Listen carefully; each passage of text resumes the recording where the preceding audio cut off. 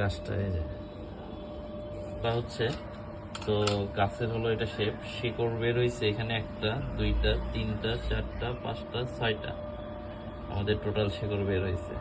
এদিকে মোটামুটি ক্লিন করা হয়েছে, এরপরে সিরিজ কাগজ দিয়ে পরিষ্কার করে এখানে হলো কাঠে যে আমরা কালারটা চকচক করে এই কালারটা আমরা এখানে স্পিড দিয়ে দিয়ে দিলে আরো চকচক করবে এবং তখন অনেক সুন্দর আসবে। এটা হলো প্রথম স্টেপ। তো এটা 6 মাস পানির ভেতর রাখার পরে এই গাছটা বের হয়েছে আমাদের। তো এখন মোটামুটি এখন রোপণ করার জন্য, রোপণ করে 3 মাস রাখলে শিকড়গুলো আরো লম্বা হবে। তো পরবর্তীতে যে শেপ হবে সেটা আমরা পরবর্তীতে দেখাবো। মানে এটা দিয়ে আপনি আসলে মূলত কি বানাতে যাচ্ছেন? এটা দিয়ে হলো নারকেলের বনসাই তৈরি করব।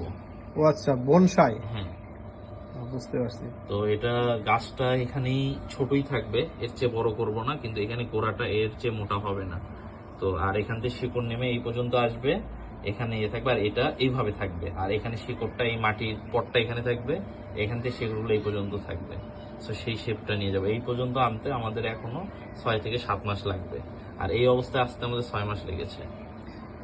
আচ্ছা, নারিকেলের বনসাই সম্পর্কে আসলে আমার তেমন একটা জানা নেই, মানে অভিজ্ঞতা নেই।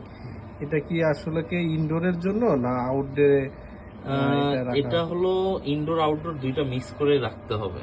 সবসময় ইনডোরে রাখলে গাছটা নষ্ট হয়ে যাবে। মানে মাঝে মাঝে মাঝে সপ্তাহে মধ্যে 2-1 দিন বা 1 হ্যাঁ, সপ্তাহ পর পর একটু রোদে রোদে দিতে নিয়ে হবে আর রোদে কি। দিতে মানে হবে। ফুল ইনডোর না, এটা সেমি ইনডোর। ইনডোর ও আচ্ছা, রাইট। রোদে নিয়ে তারপরে ঘরে নিয়ে আসতে হবে।